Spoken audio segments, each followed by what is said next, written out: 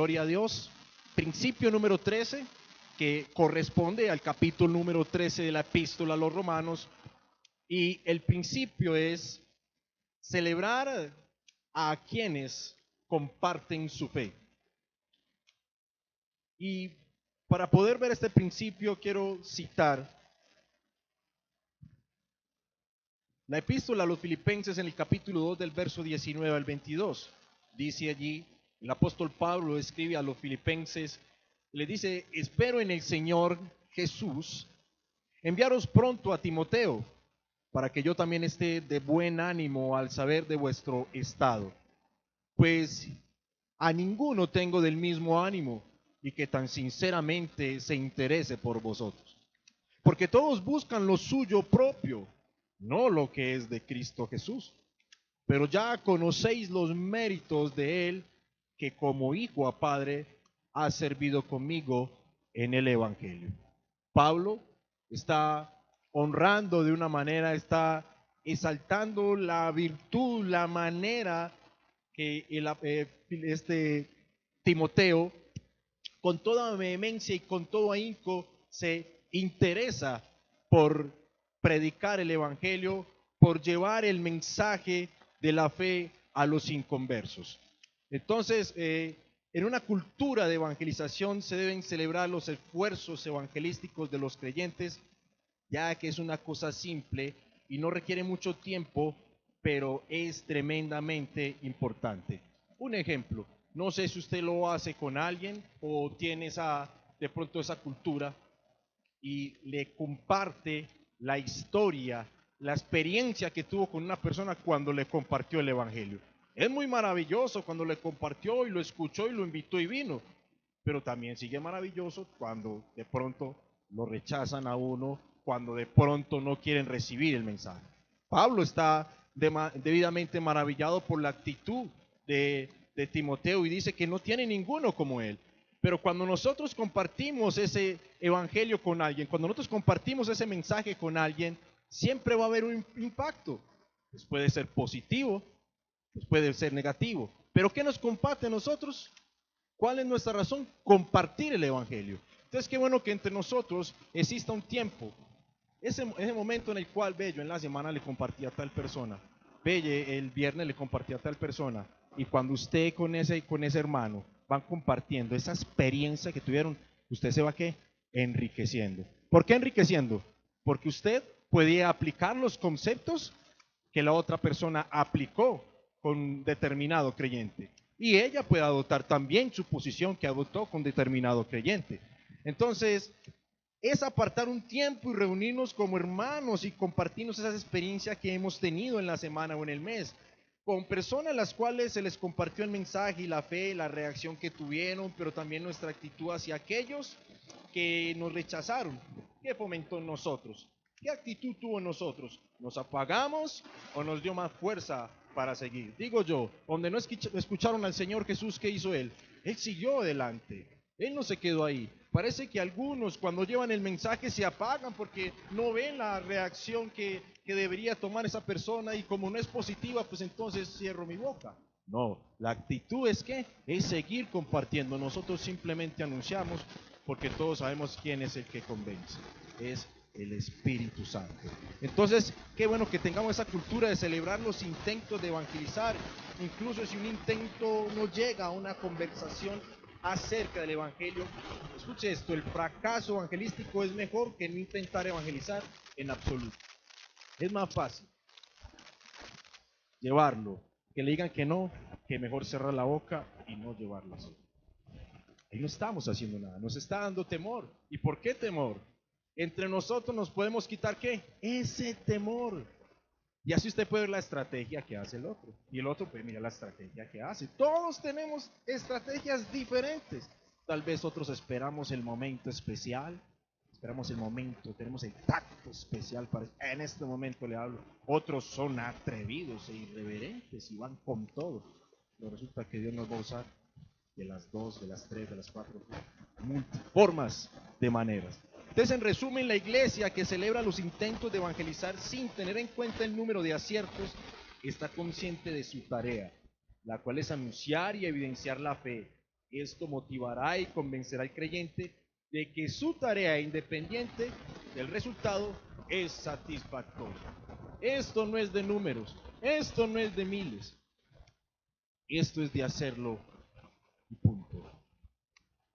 Que Dios nos quite el miedo, que Dios nos quite todo temor y que crezcamos todos como iglesia compartiendo, que en la semana le hemos compartido a alguien y creceremos ¿qué? En valentía, creceremos en ¿qué? En vigor. Amén. Le doy paso al pastor Dubán, que hoy tiene el privilegio de llevarnos, de traernos la palabra, la epístola a los Romanos en el capítulo 13.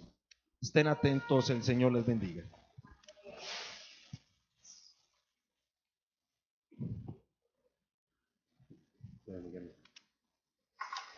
Buenas noches. El Señor les bendiga. ¿Cómo están? Muy bien. ¿Entramos ahora sí en verano o qué? Hoy hizo demasiado calor. Romanos capítulo 13, por favor. Acompáñenme a Romanos capítulo 13. Es el texto que nos corresponde el día de hoy. Romanos capítulo 13. Son 14 versículos, así que voy a leerlo inicialmente en la Biblia de las Américas y mientras lo desarrollamos lo volveremos a leer en la Nueva Traducción Viviente. Romanos capítulo 13 nos dice la palabra del Señor así: sométase toda persona a las autoridades que gobiernan, porque no hay autoridad sino de Dios, y las que existen por Dios son constituidas. Por consiguiente, el que resiste a la autoridad, a lo ordenado por Dios, se ha opuesto, y los que se han opuesto sobre sí recibirán condenación.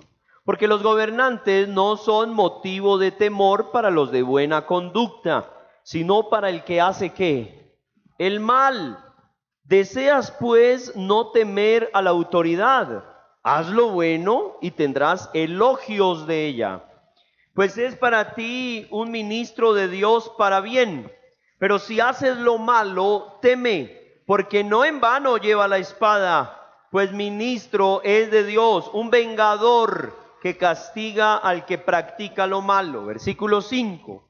Por tanto es necesario someterse, no solo por razón del castigo, sino también por causa de la conciencia, pues por esto también pagáis impuestos, porque los gobernantes son servidores de Dios, dedicados precisamente a esto.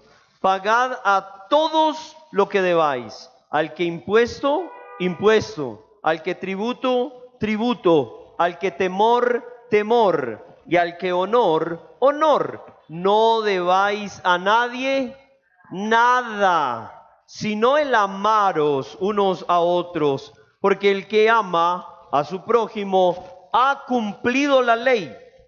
Porque esto: no cometerás adulterio, no matarás, no hurtarás, no codiciarás, y cualquier otro mandamiento en estas palabras se resume: amarás a tu prójimo como a ti mismo.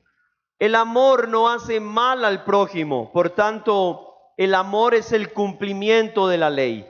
Y haced todo esto, ojo, conociendo el tiempo, que ya es hora de despertaros del sueño, porque ahora la salvación está más cerca de nosotros que cuando creímos. La noche está muy avanzada y el día está cerca. Por tanto, desechemos las obras de las tinieblas y vistámonos con las armas de la luz. Andemos decentemente como de día, no en orgías y borracheras, no en promiscuidad sexual y lujurias, no en pleitos y envidias. Antes bien, vestíos del Señor Jesucristo y no penséis en proveer para las lujurias de la carne. Amén. Miren, la sujeción es una de esas palabras, o el sometimiento, que más molestan hoy en la actualidad, sobre todo en una sociedad que procura sobre todo costo o a toda costa una anarquía donde no haya una autoridad, donde no haya normas, donde no hayan leyes, porque esta sociedad pues realmente no es buena sujetándose y no somos buenos respetando la autoridad. No nos gusta someternos ni sujetarnos a nada ni a nadie. Esa es una realidad de los hombres de hoy, ¿sí o no? Y creo que a todos nos toca parte de esa torta, ¿cierto? Asumir la responsabilidad. Por ejemplo, el pasado domingo inició el Mundial de Qatar y ha sido un evento deportivo demasiado cuestionado. Se han dicho una gran cantidad de cosas por la cultura islámica, la religión, por la manera en cómo se tiene o en el lugar en que se tiene a la mujer en aquella cultura. Bueno, y se ha levantado una gran cantidad de voces de protestas, pero también hay una contraparte. El por qué antes de estar mirando tan lejos y tan allá, ¿por qué más bien no miramos aquí a nuestro alrededor? Decía un periodista deportivo, César Augusto Londoño, que posiblemente muchas de las mujeres que han sido asesinadas en nuestro país o asesinadas en Norteamérica, donde las cifras de feminicidios son escandalosas, preferirían vivir en Qatar, que al menos la respetan, así haya otro tipo de cultura y así hayan otro tipo de injusticias, pero al menos le respetaron la vida. Y en parte yo sé que queda el sinsabor y que muchas veces decimos sí o decimos no, pero es una defensa y es una realidad en nuestra cotidianidad. Bueno, pues la justicia de Dios se comprende y se expresa en la vida de su pueblo.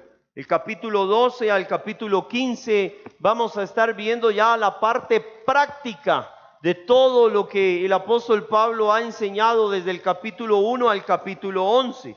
Y es precisamente donde comenzamos todos a quedarnos cortos, porque quizás la teoría la conocemos bien, pero el problema es pasar del dicho al hecho. El problema es ponerlo por obra, el problema es practicarlo.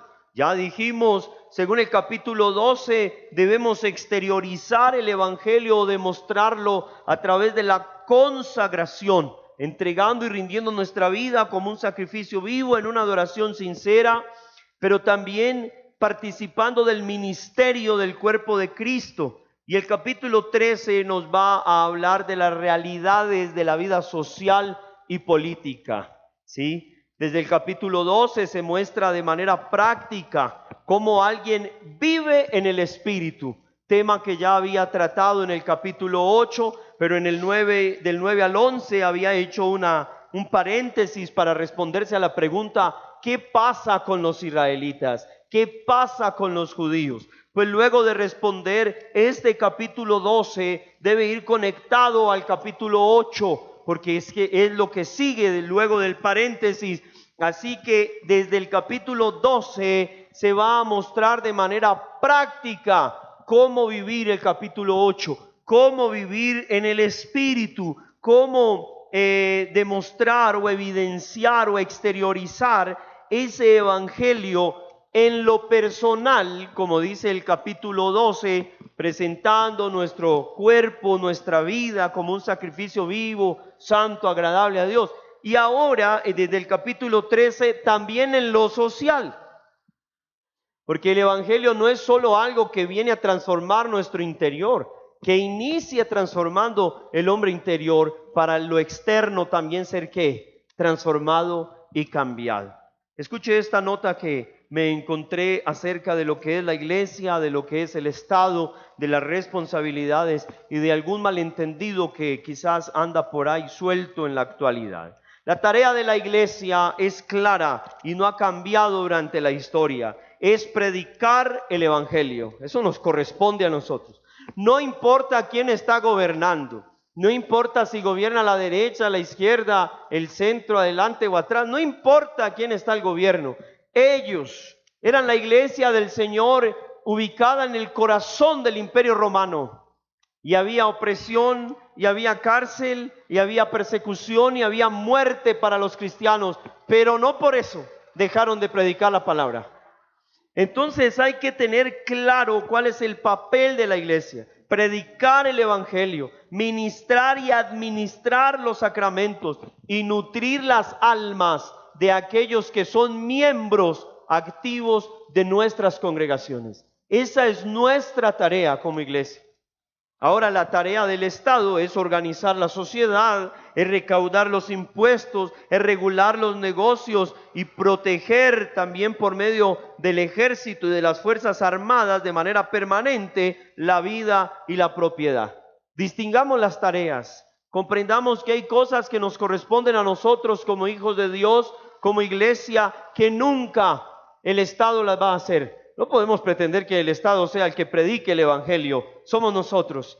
Y a veces creemos que si se monta un presidente cristiano, entonces ese va a hacer lo que nos corresponde hacer a nosotros. A ver, pongamos los pies en la tierra y entendamos qué corresponde a cada quien. Y es que en nuestros días ese concepto de separación entre la iglesia y el Estado ha sido reinterpretado, pero también malinterpretado, para que llegue a significar la separación entre el Estado y Dios. Hoy el Estado busca tener un poder autónomo y busca estar lejos del gobierno divino. Por eso en la gran cantidad de países los gobiernos hoy legislan en contra de todo principio bíblico. Lo que antes fue para todos una base y un fundamento para generar las leyes, para gobernar, para hacerlo con justicia, para hacerlo con humildad, para hacerlo con amor y para bendición de toda la comunidad, hoy se está convirtiendo precisamente en una especie de poder autónomo y de poder egoísta, donde en lugar de gobernar, nuestros pueblos viven un desgobierno, un abandono por parte del gobierno. Y parte de las tragedias y parte de la crisis y parte de la situación social, económica que se vive hoy es gracias a que el Estado no ha cumplido con su tarea y gracias a que la iglesia tampoco lo ha cumplido. Y tenemos que asumir la responsabilidad. La iglesia no debe buscar ser el Estado. La iglesia no está para unirse y montar un presidente cristiano. Esa no es la tarea de la iglesia. Ahora, no le estoy diciendo con eso que usted no ejerza su deber al voto y su derecho al voto. Usted lo puede hacer como individuo. Usted puede votar por el que a usted le provoque, por el que a usted le parezca y por el que usted quiera. Que yo votaré por el que a mí me provoque. Lo que la iglesia no debe hacer es casarse, ni venderse, ni aliarse con el Estado. Siempre que la iglesia se ha llegado a aliar con el Estado, ha surgido una problemática social grande y se ha dado, mejor dicho, una cantidad de situaciones no muy agradables. Entonces la iglesia no busca ser el Estado. La iglesia debe permanecer paralelo al Estado como un grupo de presión. ¿Cómo se llama? Grupo de presión. Un grupo que aplaude cuando se hace bien y se hace lo correcto. Y un grupo que está también dispuesto a señalar y a publicar cuando hay injusticias o cuando hay malos gobiernos. El problema cuando la iglesia se une y hace alianzas con X o Y partido político o personaje político es que cuando ese partido o personaje se equivoca, ¿quién es el que pierde? El evangelio y la iglesia hace el ridículo. ¿Por qué? Porque metieron las manos al fuego por ellos, porque le profetizaron y le dijeron: a ti te digo, mi niño, que eres el David de este tiempo y restaurarás yo no sé qué, y empiezan a profetizar y empiezan a darse todos esos extremos que la Biblia nos manda a controlar, a ser sabios y prudentes antes de hablar. Amén. Entonces la iglesia no tiene por qué estar buscando el poder del Estado, sino que la iglesia es un grupo de presión paralelo al Estado y que juega un papel profético para demandar los errores, para demandar la justicia y para demandar que se haga lo correcto. Hay algo en el texto que puede ser muy estremecedor para muchos, y es que el Estado está autorizado para usar las armas. El Estado está autorizado para usar las armas y garantizar la justicia, el orden y defender las fronteras si es necesario con la guerra. Es la autoridad que Dios ha colocado. Y la autoridad no es para abusar de ella, pero la autoridad sí es para usarla. Así que los conflictos armados en los que hemos estado durante más de 60, 70 años en nuestra nación, pues solo ha habido un grupo que está equivocado, y son las guerrillas y los grupos insurgentes alzados en armas, porque el Estado está avalado por Dios y es la autoridad que Dios ha colocado en esta tierra. Lo que pasa es que ahora se quiere voltear todo, ¿verdad? Ahora se quiere ver y se quiere victimizar a los manifestantes y se dan una cantidad de situaciones. Eso no quiere decir que el Estado no se equivoque. Eso no quiere decir que no haya abusos de autoridades. Eso no quiere decir que no se den injusticias. Pero con todo y eso son la autoridad que Dios ha colocado. Y eso no va a cambiar. Entonces la Biblia nos manda como cristianos a ser modelos de obediencia civil, siempre que sea posible, hasta que se nos mande a hacer algo en contra de Dios o hasta que se nos prohíba hacer algo que Dios nos mandó. Ese sería el límite de la autoridad. Esta era una nota que encontré en la Biblia de la Reforma, en la Biblia comentada por R.C. Sproul.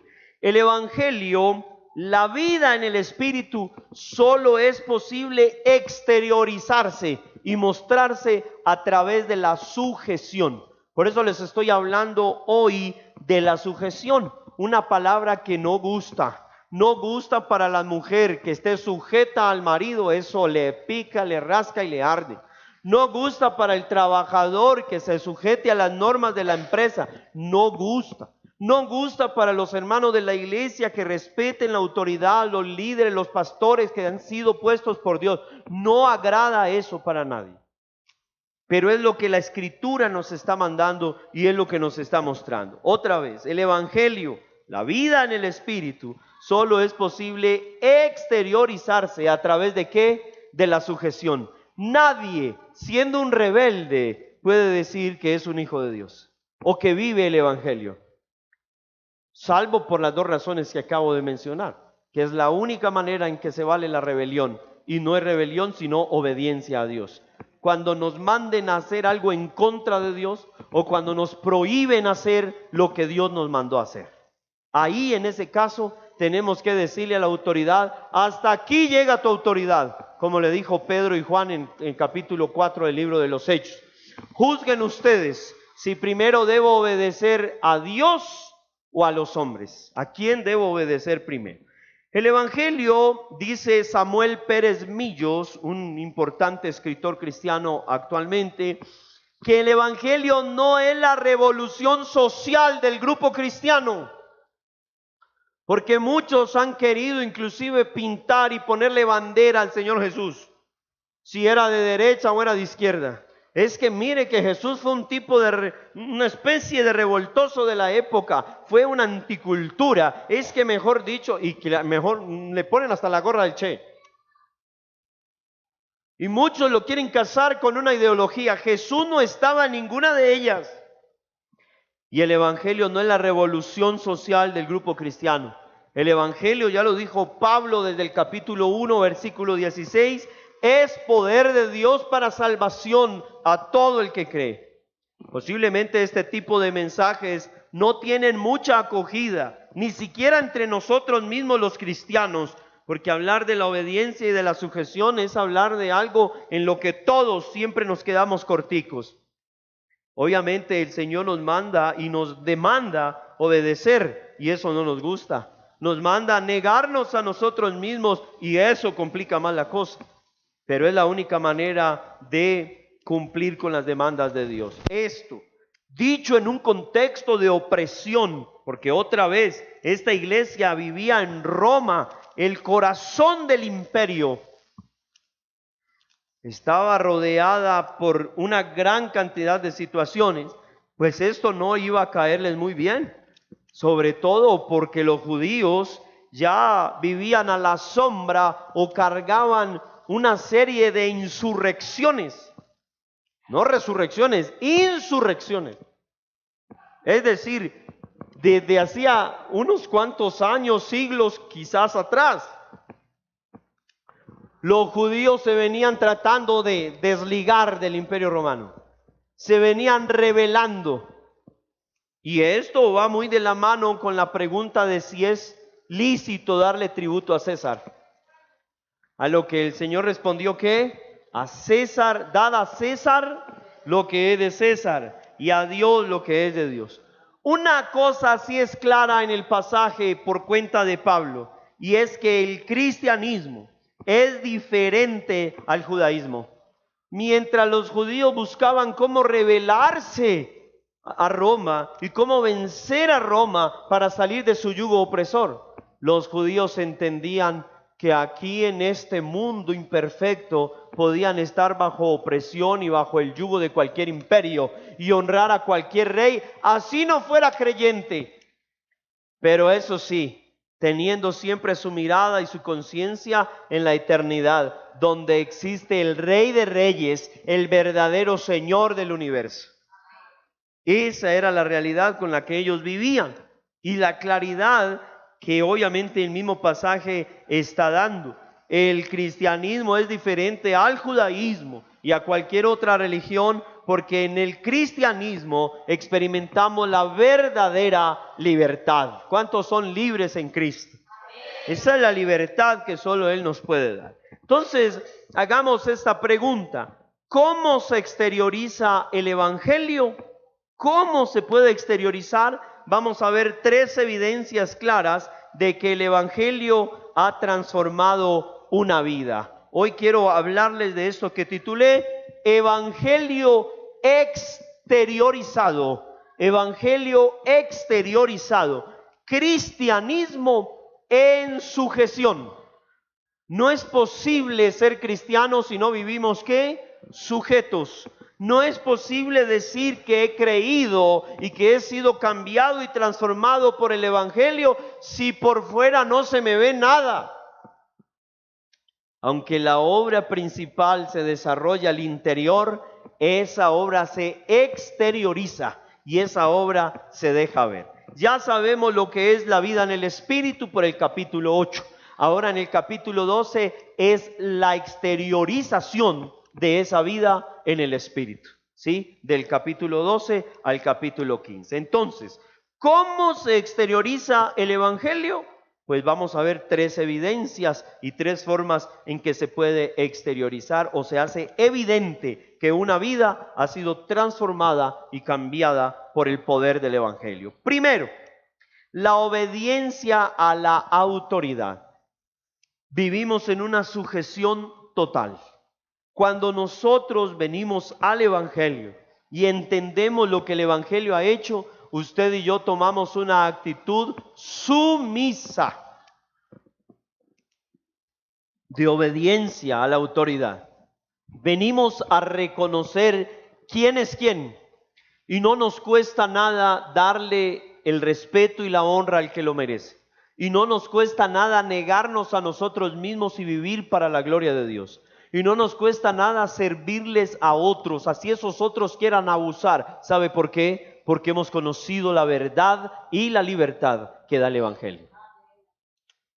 Pero alguien que viva en rebelión completa y en una rebelión total no puede decirme que su vida ha sido cambiada por el evangelio, porque esa es la primera evidencia según el apóstol Pablo y según este capítulo. Note lo que dice el versículo 1 al 7 en la versión Nueva Traducción Viviente: toda persona debe someterse a las autoridades de gobierno. Toda autoridad proviene de Dios. Y los que ocupan puestos de autoridad están allí colocados ¿por quién?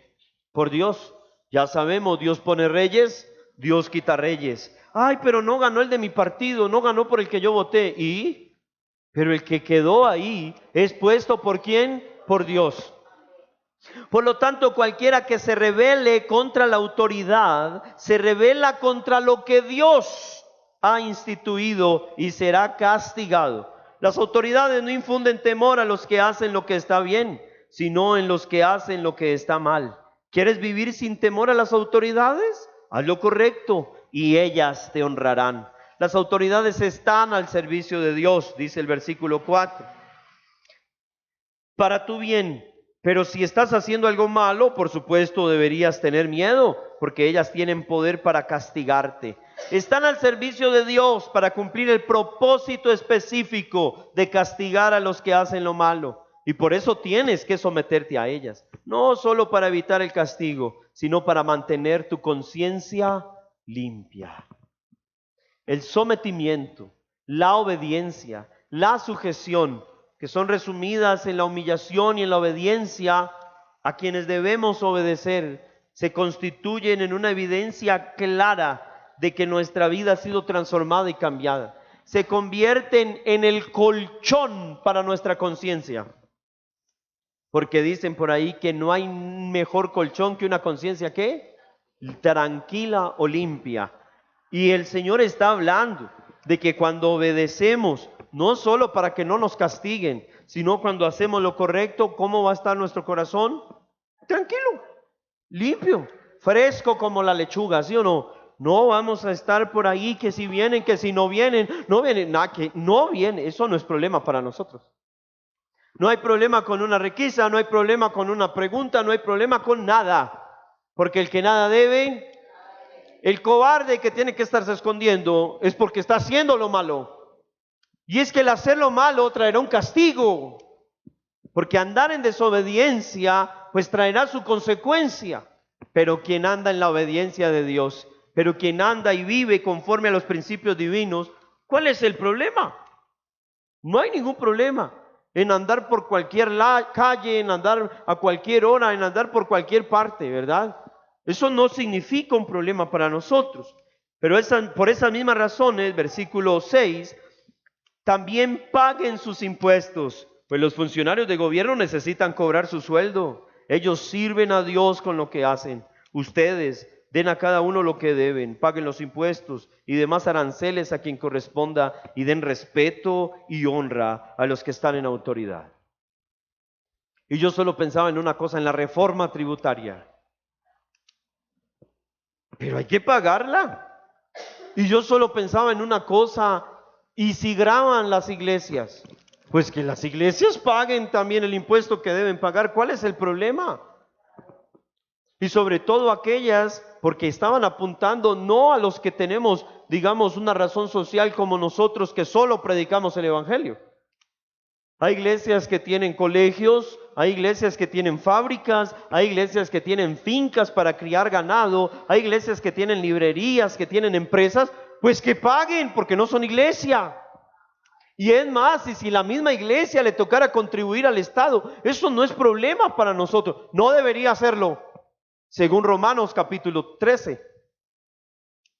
Pastor, pero es que cada vez Dios nos dará con qué pagar los impuestos y con qué seguir comiendo. Es que dependemos no del Estado. En resumidas cuentas, lo que el Señor está diciendo es que nosotros como cristianos no nos hemos desligado de la vida civil.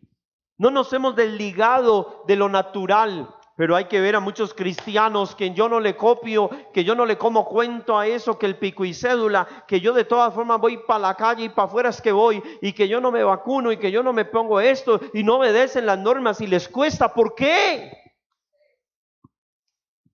La rebelión es un rasgo del carácter satánico, no es un rasgo del carácter del Señor.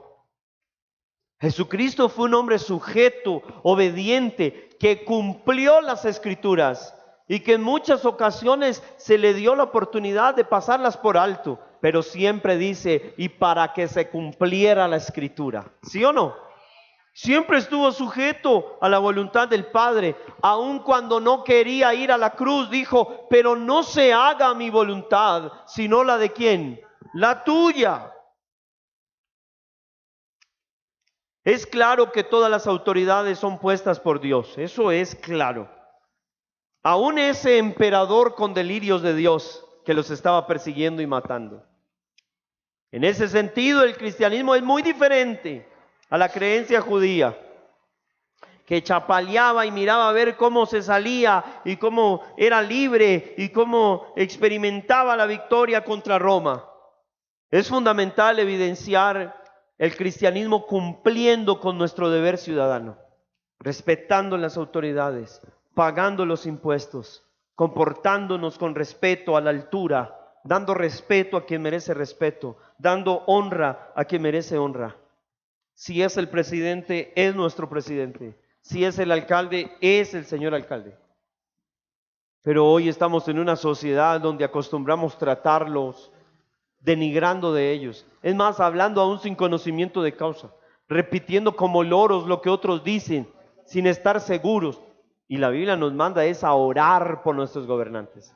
Y la Biblia nos manda es a estar al lado de ellos para bendecirlos, para instruirlos, para enseñarles. Personas que entran siendo muy jóvenes y salen acabados, porque esos puestos de estrés, esos puestos de amenazas, personas que están en una condición donde cualquier decisión que tomen, un porcentaje la aplaudirá y otro porcentaje los va a señalar. Eso no es fácil. Y eso requiere de una iglesia que aporte oración y que en lugar de entrar a denigrar y a comportarse como cualquier otro, cumpla con el deber ciudadano. Amén. No se concibe a un cristiano lejos de la congregación. Ese cristianismo independiente y esas ruedas sueltas, eso es mentira. Eso es un engaño del diablo. Pero nadie puede ser parte del cuerpo de Cristo quedándose en la casa. El cuerpo de Cristo se reúne como familia a comer el cuerpo y la sangre del Señor. La iglesia se reúne porque somos miembros del cuerpo del Señor para ser edificados, consolados, exhortados unos a otros. Así que el que viva por allá lejos, yo no sé de qué será, pero no es del cuerpo del Señor. Es imposible, es antibíblico.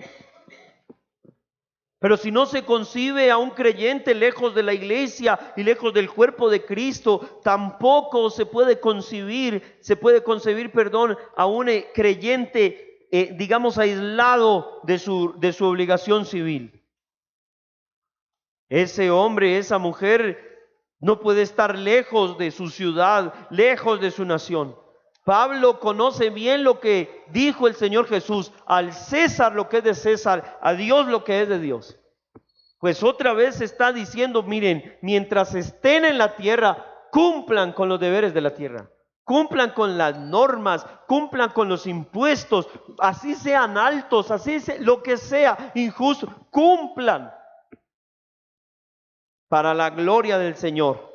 Y ahora va a dar un argumento fuerte, que es la razón del amor. No se concibe entonces un evangelio que no transforma el entorno, un evangelio que no transforme la cosmovisión, un evangelio que no transforme la mentalidad, un evangelio que no transforme mi actitud frente a los demás, frente a mis autoridades. Yo creo que si había una descripción que a todos nos cabía sin conocer al Señor, era la rebeldía. Cada uno hacía como bien le parecía.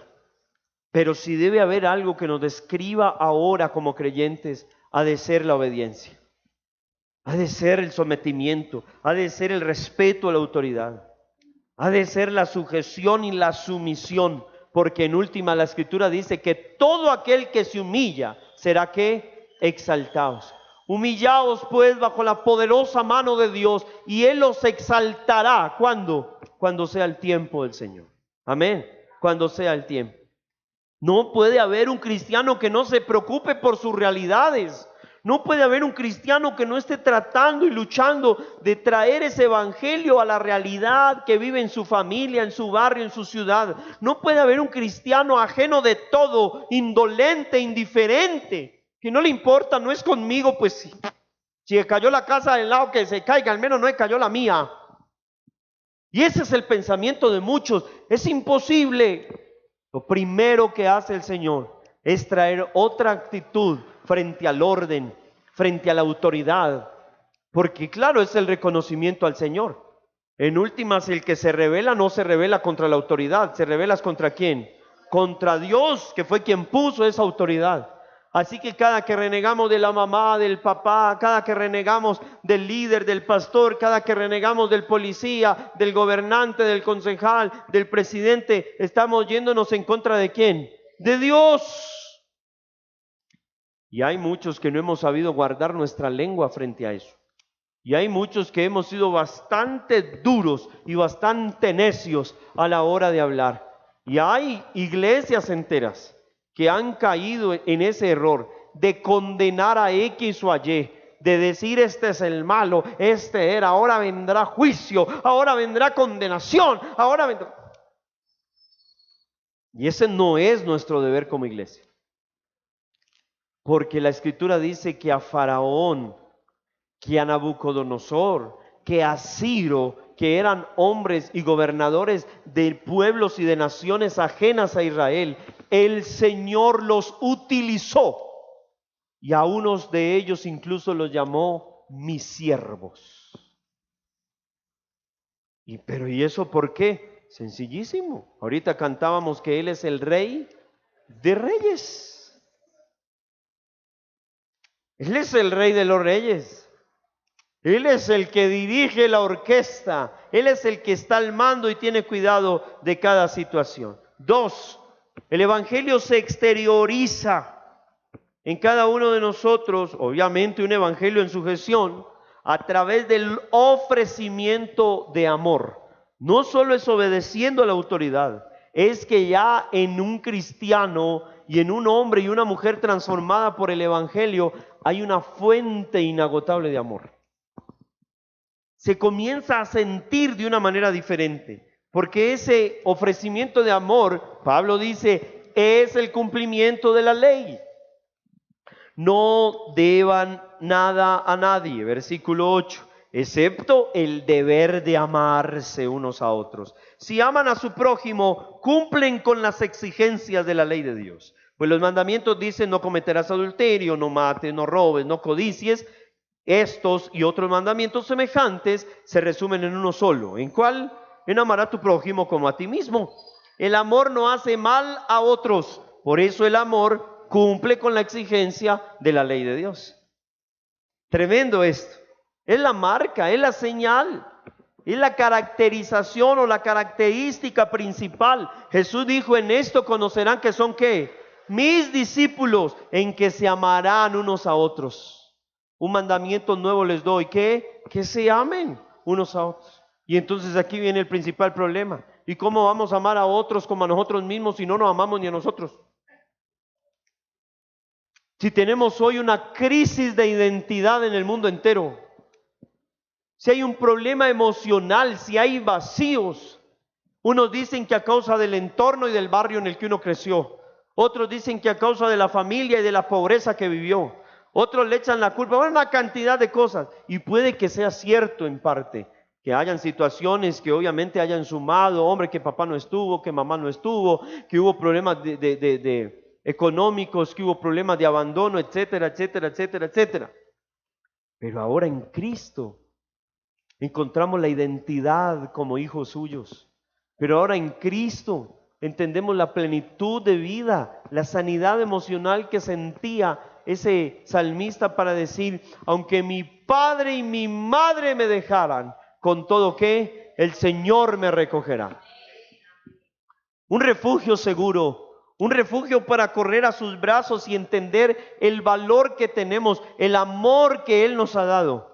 Que nuestro valor no depende de si alguien está al lado o no. El valor mío no depende de si mi esposa está o no está, si mis hijos me quieren o no me quieren, porque entonces después ay no, ya no me chele, no me chele. Y viene la crisis emocional.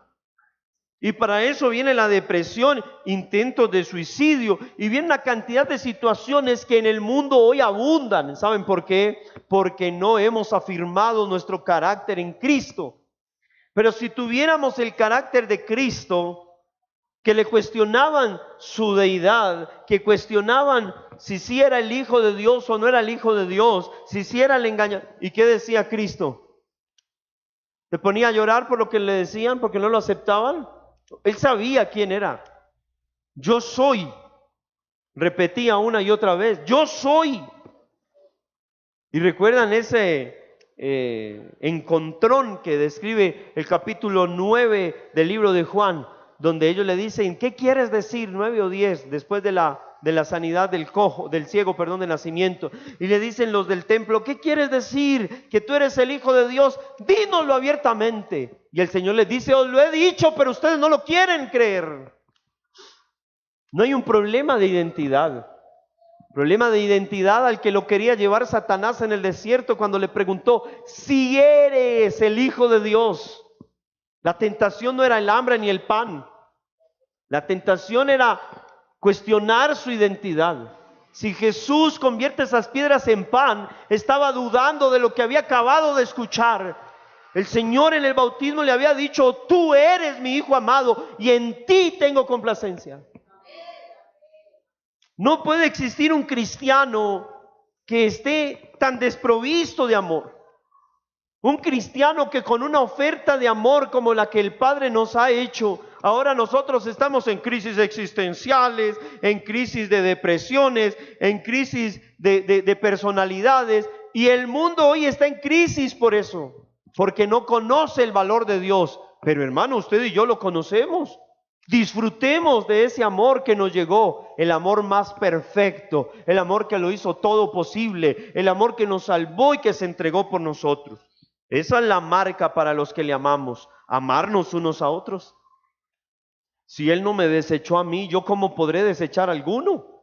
Si posiblemente yo soy peor que todos ustedes. Es el resumen de la ley, amar a Dios, amar al prójimo.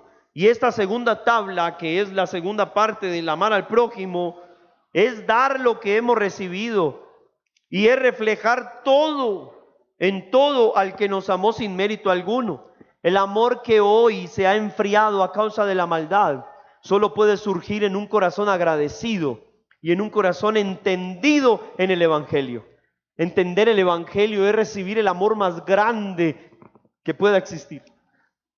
Es recibir la prueba de amor. Es encontrar la seguridad, la confianza y la certidumbre de que Él lo ha hecho posible. Y así el mundo se acabara y así todos se fueran y me abandonaran. Así todos me traicionaran. El Señor estará presente en mi vida porque Él lo ha prometido. No te dejaré ni te desampararé. Ahora, esto es fácil decirlo acá y decir amén. Pero cuando estamos allá en las verdes, cuando estamos allá en la alcoba, cuando llegan esos días de oscuridad, de tristeza, cuando viene el valle de sombra y de muerte, ¿qué pensamos? Bueno, pues lo que tenemos que pensar es la palabra. Porque por eso la Escritura nos dice una y otra vez meditar en la Escritura de día y de noche. Bienaventurado el varón que no anduvo en consejo de malo, por ahí no es. Es bienaventurado aquel que en la ley de Jehová está ¿qué? Su delicia, y que en la ley del Señor medita de día. Y cuánto me amaste, Señor, la manera en que qué amor el que me demostraste. Ese amor es el que me llena y el que me ayuda a permanecer firme. ¿Usted por qué sigue así como si no le doliera nada? Por el amor que tiene el Señor por mí. Si eso no me enamora y si eso no es suficiente para yo obedecer, si eso no es suficiente para yo amar, entonces no he podido comprender el amor de Dios que es en Cristo Jesús. Y para esa crisis de amor, Pablo ya dijo en el capítulo 8, ¿recuerdan cómo finalizó? ¿Quién me podrá separar de qué? Del amor de Cristo. Ni la vida, ni la muerte, ni lo alto, ni lo profundo, ni príncipe, ni potestad, no pues nada. Nada, ni ninguna cosa creada podrá separarme del amor de Dios que es en Cristo Jesús. Aleluya. Entonces ahí, en esos problemas de carácter, en esos problemas de identidad, viene el amor de Dios. Y por eso el Evangelio viene envuelto en una cápsula de amor. Y por eso el Evangelio se ha manifestado en amor. Porque de tal manera amó Dios al mundo. En esto muestra su amor para con nosotros, en que siendo pecadores, Cristo murió por nosotros. ¿Quién más nos puede amar de esa manera? Si ponemos en desorden las prioridades, Si creemos que el amor de un hombre o el amor de una mujer, si creemos que el amor o la aceptación de un sistema o de una sociedad nos va a realizar y nos va a hacer sentir más plenos que el amor de Dios, estamos equivocados. Y por eso muchos terminan mal, peor, porque no entienden y no se refugian en el amor del Señor. Y ese amor que he recibido y que he entendido en el Evangelio es el amor que ahora tengo que entregar. Es el amor que ahora tengo que dar. Por eso si alguien ha recibido y ha sido transformado por el Evangelio, eso se va a evidenciar ¿en qué? En sujeción y en obediencia. Eso se va a mostrar precisamente en un ofrecimiento continuo de amor a todos, amigos, hermanos, familiares, enemigos, no importa. Un corazón que ama. Un corazón que ama es un corazón protegido, es un corazón guardado, es un corazón que sabe el valor que tiene en Cristo y nada ni nadie lo va a poder quebrantar. Ni siquiera el orgullo, porque sabe que fuimos amados solo por la gracia del Señor, no por mérito. Así que amaremos a los demás, así ellos no nos amen. Amaremos a los enemigos. Esa es la única forma de hacerlo posible. Porque de qué otra manera uno puede amar al enemigo. De qué otra manera uno puede perdonar al que lo faltoneó. Solo entendiendo el amor de Dios. Solo entendiendo que Él me perdonó cuando bien faltón que sí le fui. Amén. Y eso es importantísimo para nuestro contexto. El amor que hoy se enfría por esa maldad, pues surge de un corazón agradecido y entendido en el Evangelio. Y claro, eso es importantísimo, ¿sí? Porque ya nuestra vida pasa del odio, del resentimiento, de la amargura, al amor, a la ternura, a la amabilidad y a la bondad. ¿Y cómo puede ser esa tan cariñosa, tan tierna y tan amable con ese hombre que la hizo sufrir tanto? Por el amor de Dios. ¿Y cómo puede ese? Por el amor de Dios. Solo hay una razón, es el amor. Amén. Y por eso Juan también es contundente. Y dice, el que no ama, no ha conocido ¿a quién? A Dios. ¿Por qué? Porque Dios es amor. Y amor es sinónimo de amabilidad, de perdón, de oportunidad. Amor no es sinónimo de flaqueza o debilidad. Al contrario, amor es sinónimo de fortaleza. Es que el amar es blindar nuestro corazón para que nadie lo pueda dañar. Cuando yo entiendo el amor que Dios me ha dado y cuando yo amo a Dios por encima de todo, nadie podrá dañar mi corazón, porque a nadie se lo voy a entregar. El único dueño de mi corazón es el Señor. Y Él será la prioridad en mi vida. Así que el que no ama, no ha conocido a Dios. Así que ellos que, pero yo no me siento amado, sí, a mí nadie me quiere, todos me odian. Ese problema, esa crisis de identidad hoy es solo la muestra de lo mucho que falta el amor de Dios en el corazón del hombre. Amén. ¿Cómo sería la sociedad si aprendiéramos a amarnos al nivel Dios, verdad? Si aprendiéramos a darnos el amor que Dios nos ha brindado, pensando en los demás, respetando, sí o no, sujetándonos, bueno, y estando siempre como en una armonía, porque es la muestra del amor. Permítanme terminar con una tercera cosa, y es que obviamente, como dijimos, el evangelio se exterioriza o es exteriorizado cuando vivimos un cristianismo en sujeción.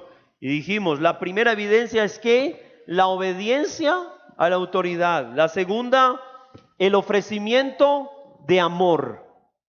De amor. Antes de ofrecer cualquier otra cosa que la casa en el aire, no, ofrecimiento de amor. Y lo tercero, la tercera evidencia es el objetivo anhelado. Hay un objetivo y hay ya un lugar de destino. Ya hay un punto fijado como la meta para nosotros. Pablo decía, yo miro a ver y logro y corro a ver si logro tomar aquello por lo que fui tomado también por Cristo. Una cosa hago, dejando lo que queda atrás, prosigo a la meta, al premio del supremo llamamiento que es en Cristo Jesús. Amén. Ese objetivo anhelado. ¿Cuál es el objetivo? A ver, en estas noches tan frías, que empieza a llover desde tan temprano y toda la noche se va así fría y lloviendo. ¿Qué es lo que esperamos ver todos? El amanecer y que salga el mono, ¿sí o no? Que salga el sol. Ese objetivo anhelado, según el texto, es el amanecer. Porque mire lo que dice el versículo 11.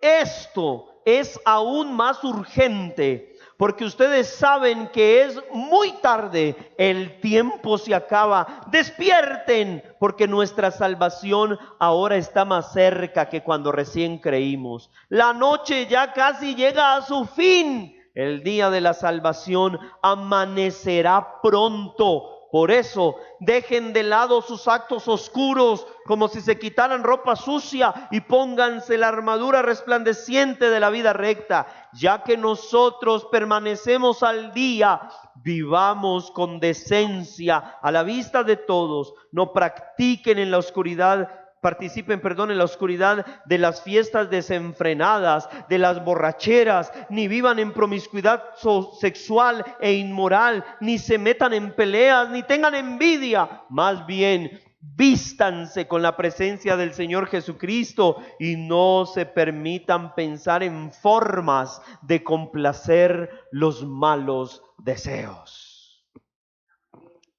Pablo está señalando el día de la gloria, el día de la redención, la bendita esperanza, y los motiva a despertarse y a estar atentos al amanecer. Posiblemente la noche ha sido ¿qué? Larga, fría y tenebrosa, pero pronto saldrá la luz. Pronto el que ha de venir vendrá.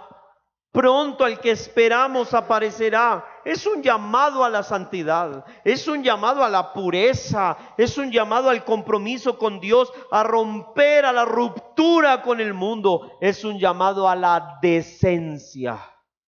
¿Cuánta indecencia hay hoy? Yo no sé si usted sienta lo mismo que yo.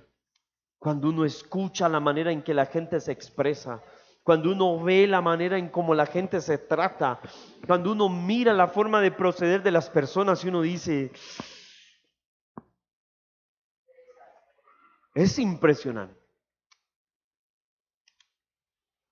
Pues esto es un llamado a estar vestidos de Dios, a despojarnos del viejo hombre, como ya Pablo lo ha escrito a los Efesios. Despojaos del viejo hombre y vestíos del nuevo, creado según la imagen del Señor.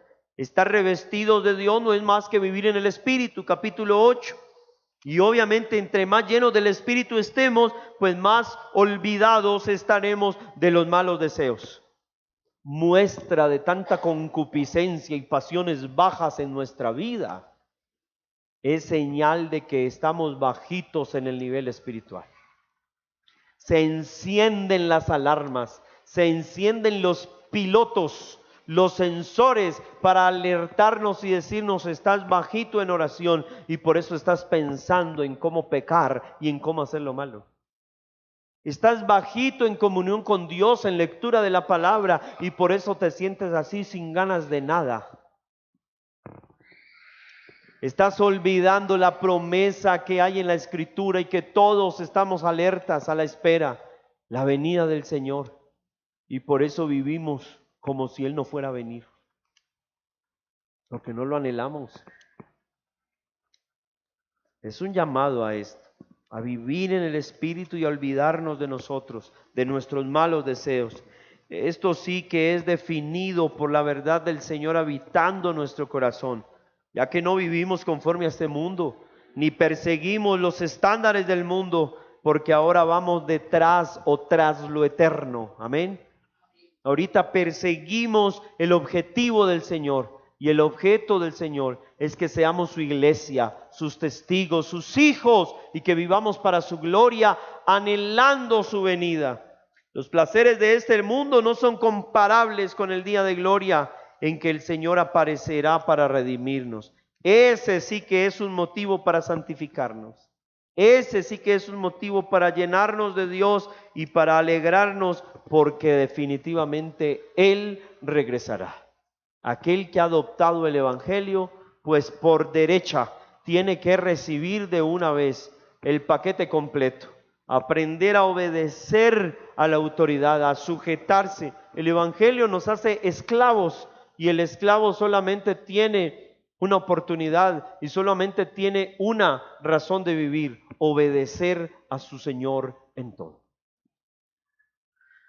En un ofrecimiento continuo de amor, porque si somos inundados de Dios, si somos llenos del amor del Señor, ¿qué vamos a brindar? El amor de Dios. Lo que pasa es que muchos no damos amor porque no tenemos amor, y nadie puede dar lo que no tiene. Y lo tercero que vimos es el objetivo anhelado, el amanecer. No perdemos de vista para dónde vamos. No lo podemos perder de vista. La esperanza está puesta allá, no en el aquí ni en el ahora. Aquí podemos sufrir, padecer injusticias, persecuciones, muertes, ataques, lo que usted quiera. Todo hace parte de la vida, lo bueno y lo malo. Pero la eternidad es la promesa en gloria que el Señor nos ha hecho. Amén. De esta manera se exterioriza el Evangelio. Aquellos que vivimos en el Espíritu, no nos queda más que vivir en la sujeción. Así que se hace verdad esa frase que dice que en la sujeción es el secreto de la bendición. Cuando uno está sujeto y cuando uno está bajo autoridad, cuando uno rinde cuentas, cuando uno reconoce el señorío del Señor, pues reconoce también su amor, reconoce su orden y su mandato de dar amor, y reconoce también lo que Él está señalando, su voluntad, su objetivo con nosotros, que no está en el aquí ni en el ahora, sino en la eternidad, en el más allá. Amén. En últimas, de eso se trata el Evangelio, de librarnos de una condenación eterna, de una perdición a la que estábamos condenados por el pecado. Pero gracias a la obra del Señor, gracias a esa buena noticia, gracias a ese Evangelio, nuestro interior y nuestro exterior es transformado y es hecho a la imagen de Cristo para la gloria del Señor. Oremos. Padre, gracias por este tiempo que tú nos regalas para compartir tu palabra, para compartir tu evangelio y para retarnos a nosotros mismos en la obediencia y en el compromiso que debemos tener. Padre, gracias porque tú eres bueno, eres fiel, eres justo, eres verdadero, y porque en últimas eres el mejor modelo para aplicar estas verdades, Señor, expuestas desde tu palabra. Gracias por este tiempo que nos permites compartir tu verdad. Gracias por todo este aprendizaje y trasegar por la carta a los Romanos, que hemos visto cómo tu evangelio se expone, cómo esa buena noticia llega para aquellos que estábamos muertos en delitos y pecados. Tu amor se manifestó. Tú mismo eres el modelo de obediencia, el ejemplo para obedecer. Tú mismo eres aquel que se ha constituido en el ejemplo de amor. Tu entrega fue a causa del amor. El amor fue lo que te llevó a dar tu vida y a entregarla en lugar de la mía. Gracias, Señor. Gracias porque ahora ya no vivo por la superficialidad del mundo, ni persiguiendo las cosas que hay en el mundo, como el mismo apóstol Pablo escribió a los Colosenses: si pues habéis resucitado con Cristo, buscad las cosas de arriba donde está Cristo, sentado a la diestra de Dios. Buscamos las cosas celestiales, no las terrenales, porque nuestra vida está escondida con Cristo en Dios. Permite que aquellos que aún no han experimentado ese amor de tu palabra y ese amor en tu evangelio, pues lo podamos experimentar, que así nuestro corazón y nuestro carácter sea afirmado por esa palabra de verdad, por esa palabra de vida. Pues permítenos, Señor, ser fuertes de carácter, no solo entendiendo tu amor, sino para brindar el amor que tú nos has dado, para entregarlo a aquellos que nos odian, a aquellos que nos maldicen, y para ser un vivo reflejo de lo que tú has hecho en nosotros. Permítenos tener un objetivo claro: vivir para tu gloria, sea que viva o sea que muera, tuyo soy y para tu gloria lo haremos, Señor. Por eso en tus manos estamos y te pedimos que la verdad que tú nos has permitido conocer y entender por el Evangelio pueda exteriorizarse en todas nuestras relaciones y en todo nuestro contexto, en la perspectiva y en la cosmovisión que tenemos del mundo, en las decisiones que tomamos, y que nuestro cristianismo sea un cristianismo en la sujeción a tu palabra, a las leyes de la tierra, Señor, y que aún se haga realidad esa verdad de que cuando los caminos del hombre son agradables a Dios, aún a sus enemigos hace estar en paz con Él. A ti la gloria y la alabanza, Señor. Oramos por nuestras autoridades, oramos por los líderes, por los pastores que están sobre nosotros, a quienes rendimos cuentas. Bendícelos, guárdalos, Señor. Oramos por las autoridades civiles, oramos por aquellos a quienes tú has dado autoridad en la tierra, oramos por nuestros gobernantes, oramos por todos los que están en eminencia. Bendícelos y permíteles gobernar y ejercer autoridad conforme a los lineamientos de tu palabra, para tu alabanza y para tu gloria, Señor. Esa es nuestra oración en esta noche, con acciones de gracias en Cristo Jesús. Amén y amén.